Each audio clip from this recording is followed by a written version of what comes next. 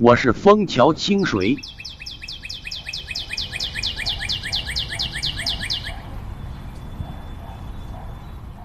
苏州西部青葱的山峦中，有一道龙脊式的山峰，不高不陡不齐不险，雄壮平实，逶迤苍翠。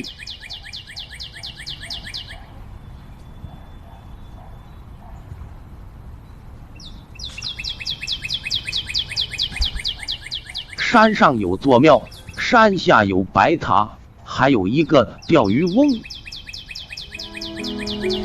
这世界有那么个人，活在我飞扬的青春，